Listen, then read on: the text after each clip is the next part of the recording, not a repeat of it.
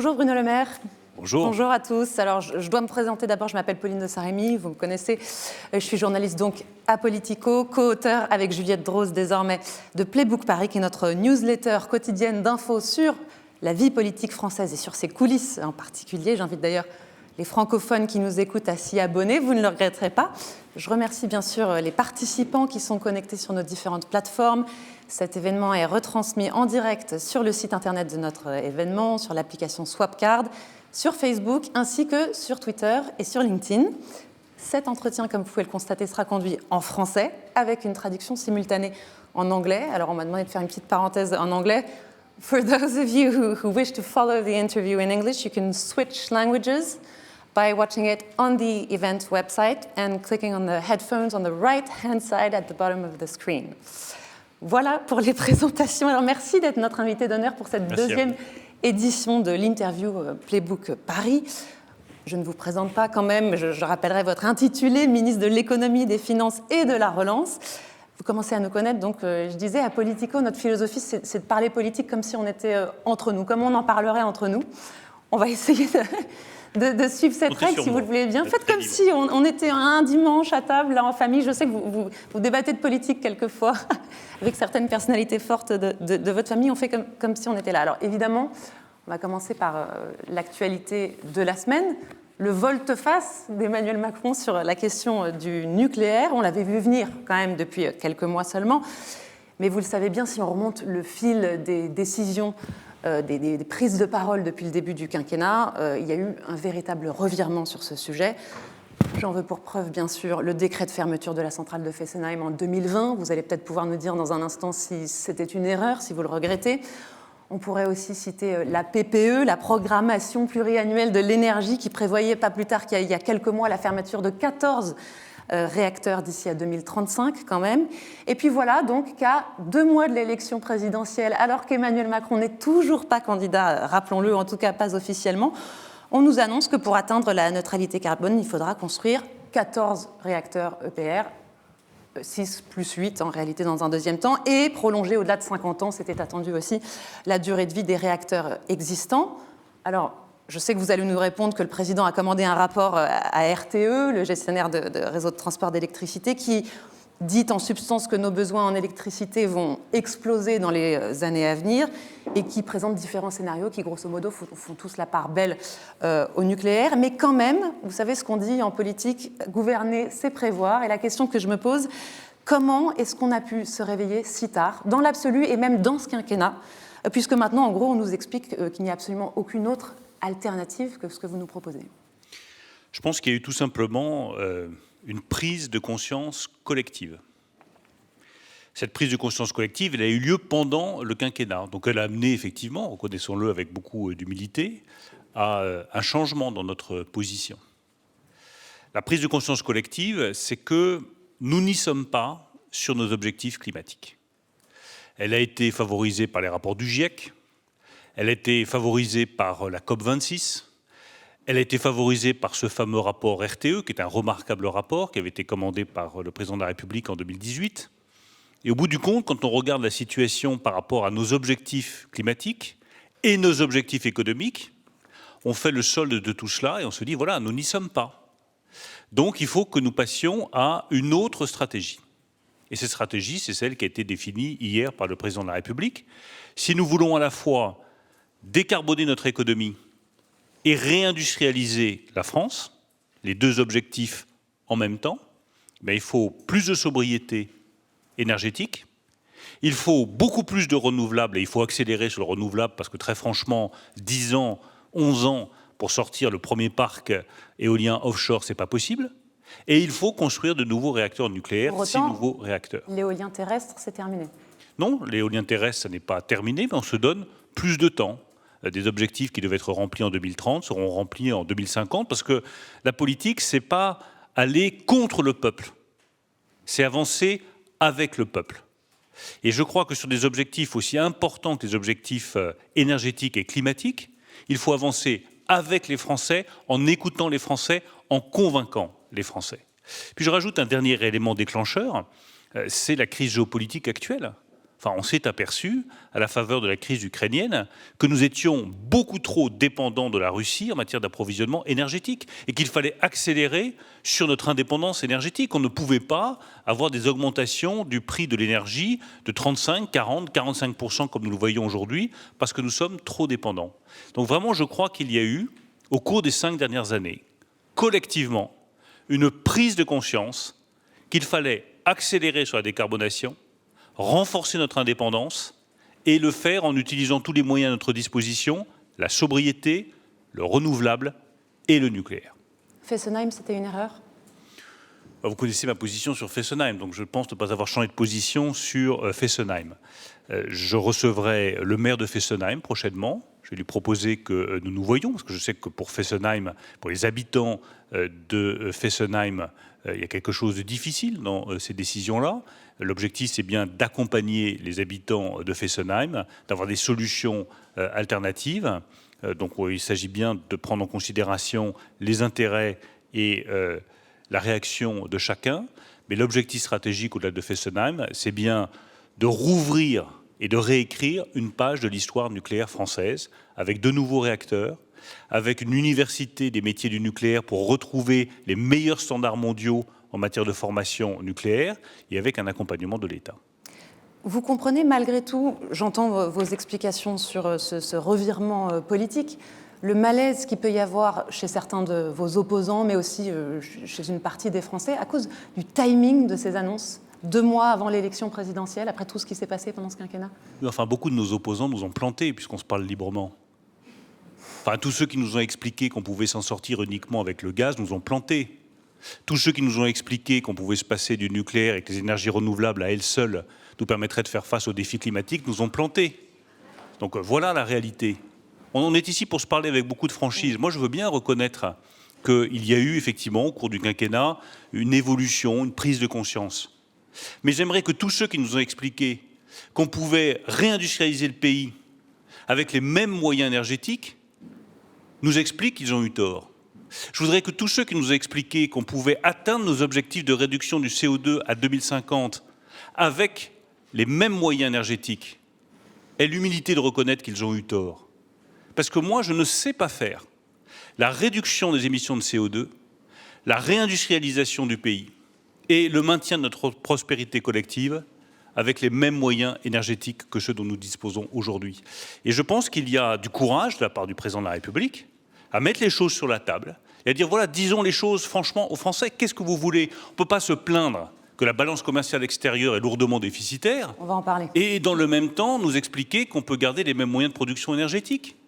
On ne peut pas se plaindre que les émissions de CO2 restent trop élevées, et on a raison. On a raison de dire que les émissions de CO2 restent trop élevées. Puis dans le même temps, bloquer la réalisation de chaque champ éolien offshore. Il faut de la cohérence. Et je pense que dans la décision du président de la République hier, et dans notre décision collective, la majorité, il y a de la cohérence et du courage. Je trouve que nos opposants, trop souvent, en manquent beaucoup. Alors, parallèlement aux annonces du chef de l'État hier, il y a eu cette semaine le rachat par EDF, pareil, c'était dans les tuyaux, à General Electric, des turbines Arabelle, les fameuses, après 18 mois de négociations, hein, si mes informations sont bonnes, pour un coût d'1 milliard d'euros environ, c'est ça, vous nous confirmez, c'est ce qui était écrit dans la presse. On les avait vendues 588 millions d'euros en 2015, ces turbines. Est-ce qu'on ne les a pas rachetées trop cher? C'est une question que je vous pose parce que Frédéric Pierucci, que vous connaissez, cet ancien cadre d'Alstom, a donné une interview cette semaine. Il dit qu'on s'est complètement planté sur ce rachat, qu'on s'y est pris trop tard. En gros, je résume. On ne va pas faire des calculs d'apothicaire. Il faudrait avoir une vision beaucoup plus globale pour faire des calculs justes. Et je ne suis pas là pour vous embêter avec ces calculs-là. Quand on prend une décision stratégique, qui est de réinvestir pour les décennies qui viennent dans le nucléaire, pour garantir la réduction des émissions de CO2 et l'indépendance. Ça a un coût. L'indépendance a un coût. Et à partir du moment où vous voulez être indépendant sur le nucléaire, il vaut mieux maîtriser l'ensemble du cycle. Et le choix que nous avons fait avec le président de la République, c'est la maîtrise de l'intégralité du cycle, de la production des combustibles à la production des turbines jusqu'au retraitement des combustibles. Et de ce point de vue-là, le rachat des turbines Arabelle a beaucoup de sens. Si vous voulez vraiment être totalement indépendant, les turbines qui sont la matrice, qui est au cœur de la production de l'énergie, est-ce que vous préférez que ça appartienne à une compagnie américaine ou à la grande compagnie électrique française qui est EDF? Là aussi, cohérence. Nous voulons maîtriser l'intégralité du cycle. Nous rachetons les turbines Arabelle. Effectivement, ça a été 14 mois de négociations intenses avec General Electric, que nous avons menées avec Jean-Bernard Lévy et avec EDF, qui ont abouti hier matin à 7 heures, pour être tout à fait précis. Et maintenant, la France a la maîtrise de l'intégralité du cycle nucléaire. Elle est un des seuls pays du monde à pouvoir se prévaloir de cette indépendance. Pas de regret donc sur ces négociations. Non, c'est pas que c'est pas de regret, c'est que c'est une fierté. Mais vous auriez pu le faire plus tôt, c'est ça qui dit Pierucci. Vous auriez pu le faire plus tôt, anticiper que... Oui, on peut toujours faire les choses plus tôt. Le tout, c'est de les avoir faites. C'est fait, c'est signé, et la France peut se dire, en matière énergétique, nous sommes en train de construire notre indépendance et la décarbonation de notre économie. Je voudrais juste que, grâce au rapport RTE, on comprenne que l'électricité va être absolument partout et que les besoins vont être considérables. Les voitures électriques, ça part beaucoup plus vite que prévu, mais il faut des batteries, il faut les produire, il faut des bornes de recharge. La décarbonation des aciéries, on voit des grandes aciéries à Fos-sur-Mer, à Dunkerque, avec des fumées, avec du CO2 qui est émis. On veut les décarboner et on s'est engagé là-dedans. Mais la décarbonation va nous demander beaucoup d'hydrogène. Ça va nous demander de l'électrolyse, ça va nous demander encore de l'électricité décarbonée pour y arriver. Les choix énergétiques sont des choix stratégiques qui demandent de la cohérence et du courage. C'est exactement ce que nous avons fait hier. Alors, je vais vous poser une question qui peut paraître naïve. On va dire que je vous la pose comme on vous la poserait le dimanche à table pour y revenir. Ça va coûter combien ces nouveaux EPR? Est-ce qu'on peut l'estimer? Je sais qu'il y a des estimations qui circulent et qui émanent d'EDF. Je crois que 6 réacteurs, ça serait 45 milliards d'euros. C'est un peu plus. Ah voilà. Mais quand on voit ce qui se passe à Flamanville, pour parler d'un autre lieu, on se dit comment est-ce qu'on peut même estimer? Il y a 17 milliards d'euros de surcoût déjà sur Flamanville, ça n'a même pas encore ouvert, et 10 ans de retard. Moi j'entends là aussi ces critiques. Je pense que si nous avons aujourd'hui pris du retard, s'il y a parfois des défaillances dans la production, c'est justement parce que nous n'avons pas investi sur le nucléaire. Une filière à qui vous dites, dans 10 ans, dans 20 ans, c'est fini. Les meilleurs ingénieurs, les meilleurs ouvriers, les meilleurs techniciens ne vont pas se lancer dans cette filière, ils vont aller ailleurs. Et si j'ai demandé en début de quinquennat un audit sur la filière nucléaire, c'est que je voyais bien que la filière nucléaire était en train de perdre pied, faute de commandes et faute de visibilité. Maintenant, nous redonnons de la visibilité à la filière nucléaire. J'attends d'elle l'excellence, le meilleur et le zéro défaut. Nous faisons un investissement. Quand je dis nous, c'est les Français. Dans la filière nucléaire, cet investissement est très exactement de 52 milliards d'euros pour 6 nouveaux réacteurs EPR, plus des études sur 8 nouveaux réacteurs possibles, plus des recherches sur les réacteurs modulables, les fameux SMR. Nous attendons de EDF, de la filière nucléaire dans son ensemble, l'excellence et le zéro défaut. Petit coup de pression pour oui, mais il ne peut pas y avoir à la fois cet engagement sur plusieurs décennies, puisque les premiers réacteurs seront disponibles à partir de 2035, et autre chose que l'excellence et le zéro défaut en la matière. À la décharge d'EDF, je reconnais bien volontiers qu'une filière à qui on dit écoutez, demain ça pourrait être fini pour vous, les meilleurs ne vont pas dans cette filière, ça explique que sur les soudures, sur certains composants des réacteurs, il y ait pu y avoir certaines difficultés. Ces défauts seront corrigés et nous attendons l'excellence de la part d'EDF. D'accord. Alors, puisqu'on parle de gros sous, j'en viens à un autre sujet d'actualité, le pacte de stabilité et de croissance. Mes collègues de Politico, je ne sais pas si vous l'avez vu, ont révélé cette semaine que la Commission européenne envisageait de prolonger d'1 an la non-application de ces règles en matière d'endettement, à condition bien sûr que les pays se mettent en ordre de marche pour commencer à maîtriser leurs dettes. On était censé revenir à ces cadres de critères budgétaires en janvier 2023, en principe. Alors, est-ce que vous vous félicitez de cette nouvelle, d'abord? 1 an de plus, c'est bien? Ou est-ce qu'au contraire, ce qu'il faut comprendre, c'est que la Commission, les États membres gagnent du temps pour réussir à tomber d'accord, parce que c'est sur de nouveaux critères, puisque ça s'annonce assez compliqué? D'abord, moi, je pars du principe que cette clause, cette fameuse General Escape Clause, sera levée à partir du 1er janvier 2023. C'est le cadre à partir duquel je raisonne. Et j'essaye, pour être maintenant ancien dans mes fonctions, d'avoir la vue la plus globale qui soit. Nous avons rétabli les finances publiques avec Emmanuel Macron entre 2017 et 2019. Personne d'autre ne l'avait fait depuis 12 ans en France. Nous sommes repassés sous les 3% de déficit et nous sommes sortis de la procédure pour déficit public excessif. Donc je veux que tous nos partenaires européens l'entendent bien. Le rétablissement des finances publiques et la bonne gestion des finances publiques font partie de l'ADN de notre majorité et font partie de l'ADN du ministre des Finances français. Et ce n'est pas quelque chose de négociable pour nous. Ensuite, nous avons affronté une crise. Et nous avons pris une décision stratégique, le quoi qu'il en coûte, dont tout montre aujourd'hui, les experts indépendants le disent très clairement, que c'était la meilleure décision du point de vue économique, la meilleure décision du point de vue social, mais aussi la meilleure décision du point de vue des finances publiques. Parce que nous avons augmenté notre dette de 15 points, mais nous l'aurions augmentée de 26 si nous avions eu à affronter un chômage de masse et des faillites en cascade.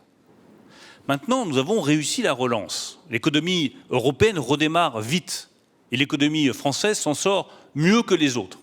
À partir du moment où on revient à la normale, il faudra aussi revenir à la normale du point de vue des finances publiques, c'est-à-dire réduire la dette, réduire le déficit et tenir le calendrier sur lequel nous nous sommes engagés vis-à-vis de nos partenaires européens, c'est-à-dire revenir en 2027 sous les 3% de déficit public.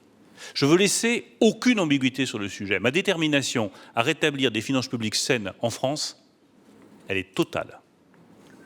Elle passe par une stratégie nouvelle, de la croissance d'abord, des réformes ensuite, et de la réduction des dépenses en troisième lieu. Mais c'est quelque chose qui, à mes yeux, est tout à fait essentiel pour renforcer la crédibilité de la France et surtout améliorer la situation de chacun. Il n'y a pas de possibilité de prospérité solide dans un pays où les finances publiques seraient laissées à volo. Donc nous les avons rétablies, nous avons fait face à la crise. Maintenant, nous retrouvons le chemin normal qui doit être celui de la réduction de la dette et du rétablissement des finances publiques. Je comptais en reparler à la fin, mais vous parlez en troisième lieu de réduction de la dépense publique. Pour l'instant, on n'y est pas vraiment, si je peux me permettre. C'est à quel horizon? On a même des dépenses records encore au dernier budget. Oui, enfin, je rappelle juste à ceux qui critiquent notre gestion que nous avons eu 20 milliards d'euros de recettes fiscales supplémentaires en 2021 et qu'au lieu de les dépenser, nous avons tout mis sur la réduction de la dette et sur la réduction du déficit. Que le déficit qui devait être de 8,2% va être ramené à 7%. Que la dette qui devait être de 115% va être ramenée à 113%.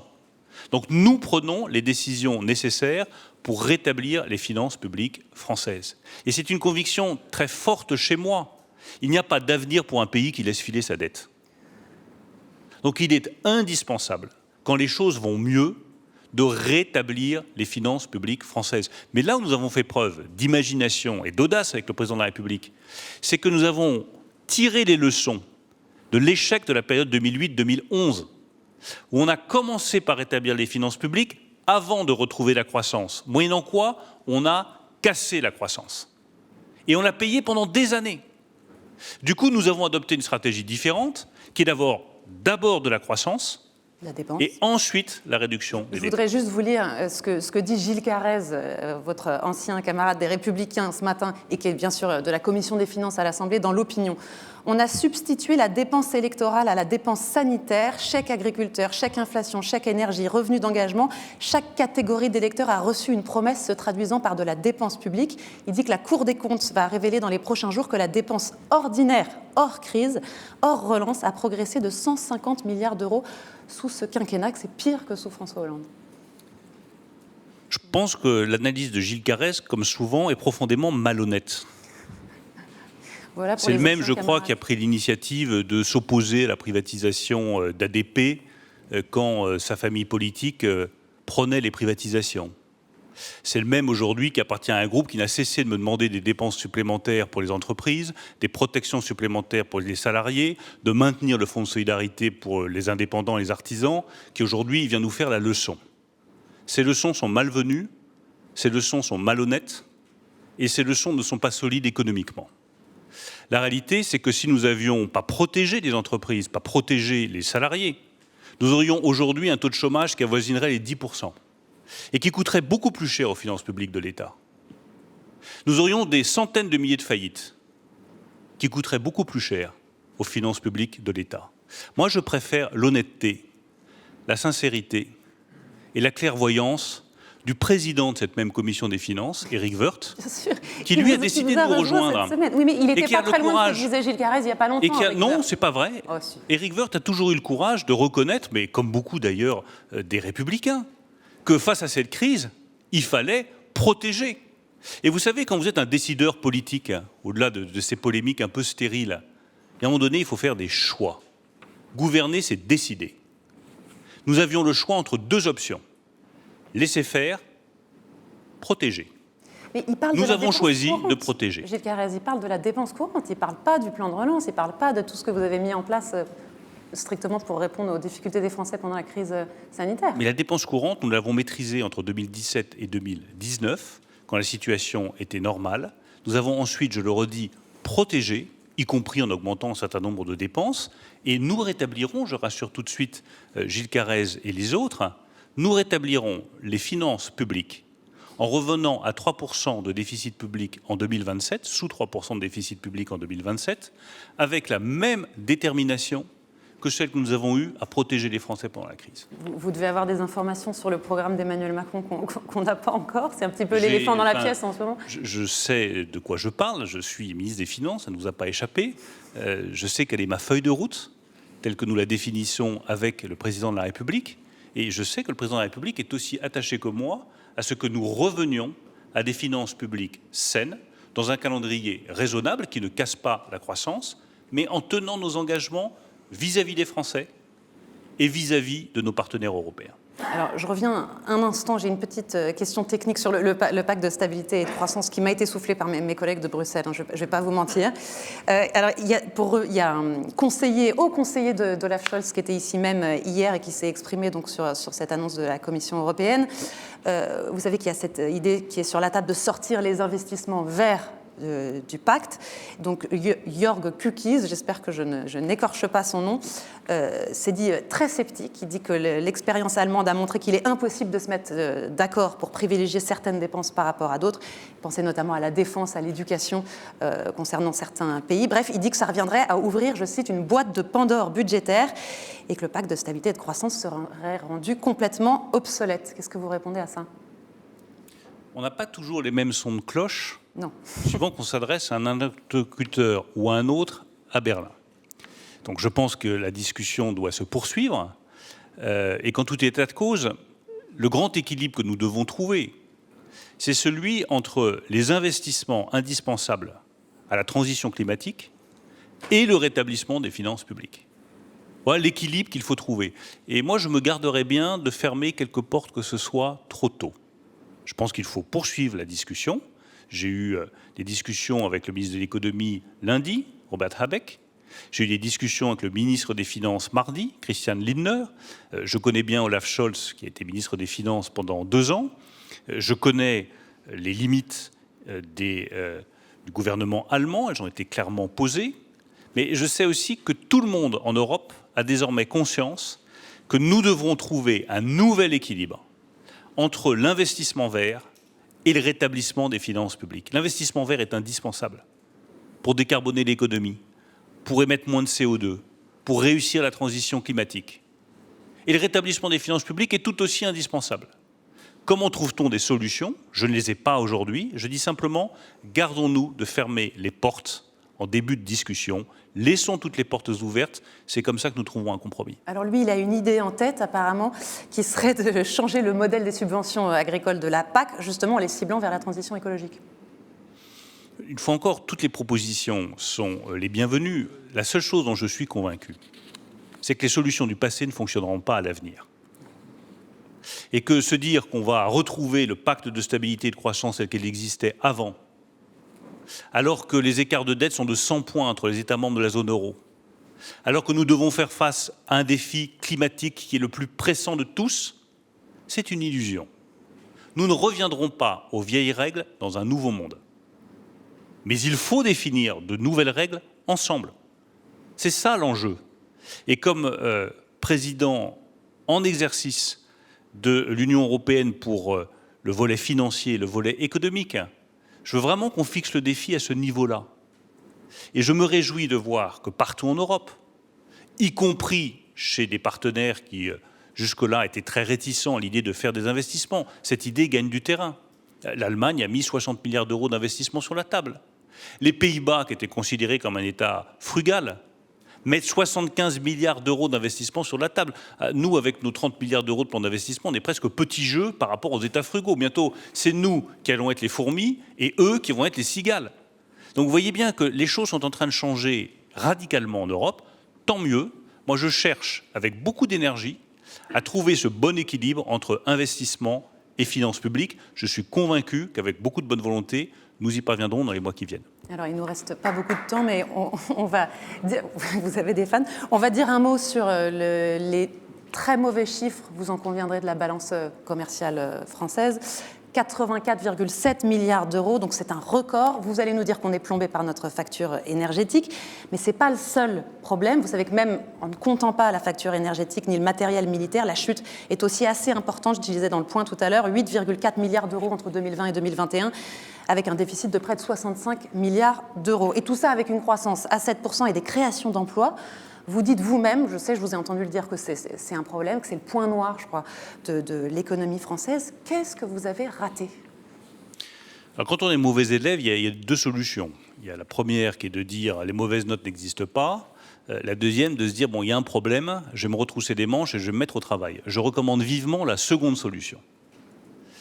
Le commerce extérieur est un point noir de l'économie française. Alors, il y a plein d'explications à la gravité du chiffre, plus de 80 milliards, vous l'avez dit, il y a la facture énergétique, il y a le fait que l'aéronautique n'a pas redémarré aussi vite que prévu, mais la réalité, c'est que la désindustrialisation de masse au cours des 30 dernières années nous a conduit tout droit au déficit de la balance commerciale extérieure.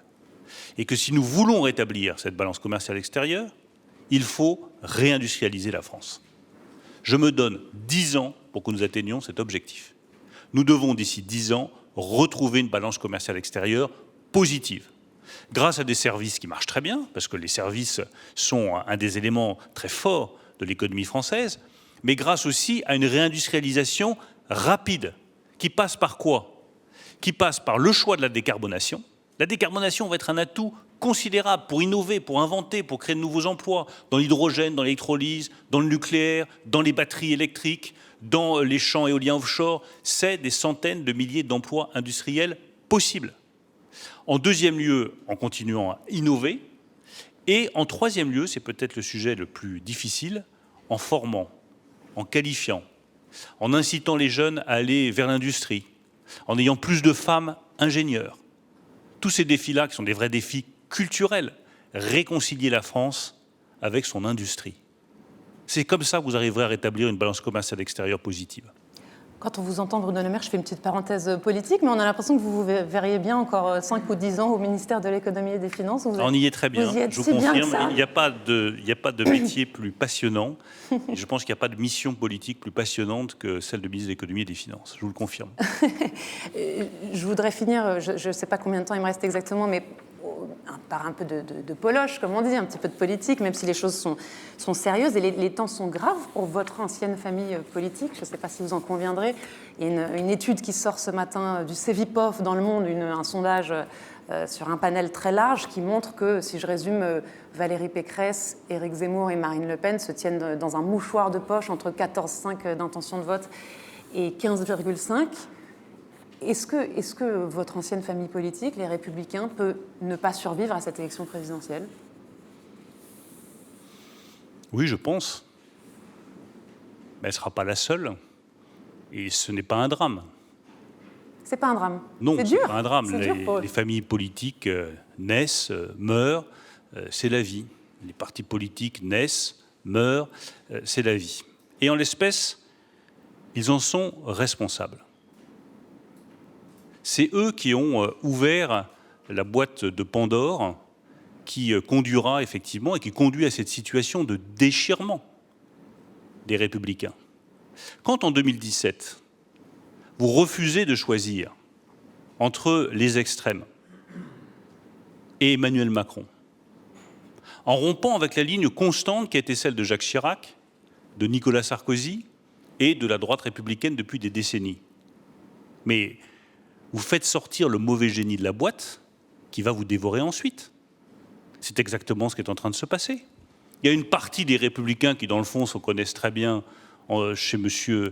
Zemmour ou chez Mme Le Pen. Une autre partie des Républicains, qui d'ailleurs est en train de nous rejoindre, qui se reconnaît parfaitement dans ce que fait Emmanuel Macron. Éric Woerth se reconnaît dans la politique économique d'Emmanuel Macron et nous rejoint. Natacha Bouchard se reconnaît dans la politique migratoire du président de la République et nous rejoint. Catherine Vautrin se reconnaît dans la politique sociale et du travail d'Emmanuel Macron et nous rejoint. Et du coup, les Républicains se trouvent au milieu de nulle part.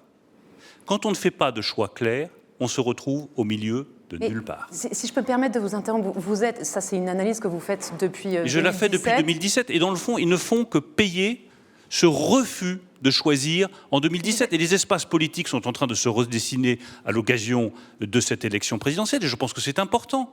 La droite et la gauche, ce n'est plus le bon clivage. Et la vraie organisation aujourd'hui... Est-ce que vous pouvez vraiment nous dire que c'est une... Imaginons qu'Emmanuel Macron soit réélu. Est-ce que vous, en tant qu'ancien UMP, les Républicains, vous allez vraiment nous dire que ce serait une bonne nouvelle que la seule alternative à la droite d'Emmanuel Macron, ce soit l'extrême droite? Mais je ne dis pas que c'est une bonne nouvelle, je dis simplement que le paysage politique est vivant. Pas un drame. Vous dites mais le paysage politique n'est que le reflet des attentes et des espérances et des espoirs des Français. Moi, je fais de la politique pour les Français, pas pour moi. Or, aujourd'hui, qu'est-ce qu'ils attendent, les Français? C'est pas qu'il y ait la droite, c'est pas qu'il y ait la gauche. Ils en ont rien à faire de la droite, de la gauche, de la gauche, de la droite. Quand ils entendent une candidate n'avoir comme seul projet que le retour de la droite, mais moi je veux le retour de la France. Quand j'entends une candidate dire « je suis la seule à pouvoir battre Emmanuel Macron », vaste programme, joli programme. Elle dit beaucoup que vous avez cramé la caisse aussi. Elle dit beaucoup que vous avez cramé la caisse. Être candidat, c'est pas dire « je vais battre Macron ». Si je vais avoir un projet pour la France, le projet pour la France des Républicains, je ne le vois pas. Moi, je vois 3 projets pour la France, qui sont différents et qui font vivre notre démocratie. Il y a un premier projet de responsables politiques qui vous disent la seule solution pour réussir la transition climatique, c'est la décroissance. Donc il faut arrêter avec la croissance, il faut de la décroissance, plus de redistribution. Très bien, ça n'est pas ce en quoi je crois. Mais c'est un espace politique qui est clairement défini. Il y en a d'autres qui vous disent, autour d'Éric Zemmour et de Marine Le Pen, il faut se replier sur nous-mêmes et dans le fond, vive le passé, c'est l'avenir de la France. C'est la proposition d'Éric Zemmour. Elle est cohérente, ça n'est pas la mienne, mais elle a sa place dans l'espace politique. Elle est disputée par Marine Le Pen, mais c'est toujours la même chose. L'avenir de la France, c'est son passé, c'est la nation, ça n'est pas l'Europe. Et puis, il y a ce qu'incarne Emmanuel Macron, qui est de dire non, l'avenir de la France s'écrit au futur, pas au passé. Nous croyons dans la nation, mais nous pensons qu'elle sera encore plus forte dans l'ensemble européen. Et nous pensons que la compétitivité des entreprises, l'innovation, la recherche, tout ça peut nous tirer vers le haut et tout ça peut écrire un grand projet pour la France. Mais les Français vont se positionner par rapport à ces 3 grandes options. J'espère que la nôtre l'emportera et je ferai tout pour. Mais là-dessus, les Républicains, ils sont, comme on dit en bon français, in the middle of nowhere. Si je vous suis, Bruno Le Maire, vous n'êtes pas très en phase avec l'analyse que fait Édouard Philippe, qui est très populaire chez les Français et qui, lui, bizarrement, aujourd'hui, dit la droite, ça existe, ça veut dire quelque chose. Et d'ailleurs, moi, je suis de droite. Alors, certes, d'une droite qu'on dit constructive, parce qu'il s'inscrit toujours officiellement dans la majorité présidentielle et dans la démarche d'Emmanuel Macron, mais en réalité, c'est très différent. Il dit « je suis de droite ». Chaque position, moi, j'adore la démocratie et donc j'aime beaucoup le débat. Je me suis engagé pour le dépassement de la droite et de la gauche en 2017. J'étais le premier parmi les Républicains à m'engager dans ce sens-là. Et comme toujours, je ne me suis pas engagé à moitié. Je me suis engagé totalement, c'est-à-dire en me présentant devant les électeurs. J'étais nommé au gouvernement, mais j'ai demandé aux électeurs de l'heure s'ils étaient d'accord avec cette option du dépassement. Vous allez recommencer d'ailleurs? Vous allez recommencer cette année? On verra. C'est dans 3 mois, d'abord les élections présidentielles, puis les élections législatives. Je crois profondément au dépassement de la droite et de la gauche parce que je constate que c'est ce qui a donné les résultats. Et que quand je fais de la politique, j'ai envie de me lever le matin en me disant ça va mieux pour le boulanger qui est à côté de chez moi, il vit mieux de son travail. J'ai envie que l'ouvrier d'Alstom se dise ça va mieux pour moi parce que j'ai une perspective de commande et il y a des résultats et il va y avoir des réacteurs nucléaires. J'ai envie que mes enfants se disent « la France est une grande nation et on va réussir cette lutte contre le réchauffement climatique qui est tellement vitale pour mes 4 enfants ». J'ai envie que les gens que je rencontre soient fiers de la culture française, de la nation française, de l'histoire française.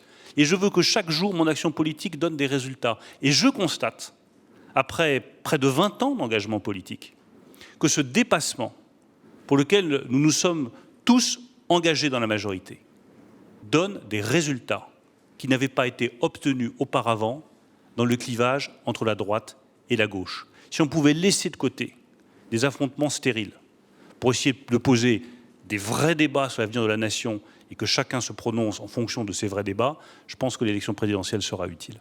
Du coup, je ne vous demande pas si vous prenez votre carte à horizon, c'est pas dans les plans, j'ai l'impression. Je suis élu sous l'étiquette de la majorité présidentielle. C'est les électeurs qui ont décidé, c'est pas moi qui décide. Quand on s'est engagé, si vous vous représentez, vous serez candidat à LREM. Si jamais je me représente, je serai candidat de la majorité présidentielle en soutien de l'action d'Emmanuel Macron et d'aucune autre chapelle. Que Nicolas Sarkozy vous rejoigne, enfin soutienne éventuellement le président de la République quand il sera candidat, ça serait une bonne chose. J'imagine que vous me direz que oui. Est-ce que c'est important pour les Français ? Est-ce que c'est des sujets qui n'intéressent que les journalistes au fond, ou est-ce que ça serait vraiment intéressant pour vous ? La voix de chaque Français compte. La voix de Nicolas Sarkozy compte. En particulier celle de celui qui a été le premier des Français comme président de la République. Vous pensez qu'il peut trahir la famille politique dont il rappelle souvent qu'il l'a fondée ? D'abord, Nicolas Sarkozy est libre, il fera ce qu'il veut. Mais attention aux mots, parce que ce mot de trahison est employé à tort et à travers. C'est le mot de Valérie Pécresse. Je pense que Éric Woerth, pour prendre un exemple d'une personne qui a décidé de choisir Emmanuel Macron, a été fidèle à ses idées. Et je vois beaucoup de mes anciens collègues qui trahissent leurs idées en attaquant la politique économique d'Emmanuel Macron. Est-ce qu'ils auraient fait différemment face à la crise économique ? Non. Est-ce que ce n'est pas trahir ses idées, Pauline de Saint-Rémy, quand dans le bureau du ministre on vient réclamer des aides et à la télévision on les dénonce ? Est-ce que ce n'est pas trahir ses idées quand on a réclamé pendant des années la suppression de l'ISF, la baisse de l'impôt sur les sociétés, la mise en place du prélèvement forfaitaire unique et la baisse des impôts de production, et quand un ministre de l'économie le fait, qu'un président de la République le fait, on dit que c'est nul et que ça vaut rien. C'est là que ces personnes-là ne sont pas crédibles. Parce qu'à force de défendre un parti, ils trahissent leurs idées. Eh bien moi je préfère être fidèle à mes idées plutôt qu'à un parti. Bon, je dois conclure. On rappellera peut-être juste qu'Éric Woerth a quand même été assez critique avant de vous rejoindre. Il y a quelques placards à archives qui se sont ouverts depuis hier. Je vous remercie en tout cas d'avoir été notre invité. Je vous invite à rester. Il va y avoir maintenant une table ronde animée par mon collègue Bjarc sur les crypto-monnaies. Voilà, je vous invite à rester ici.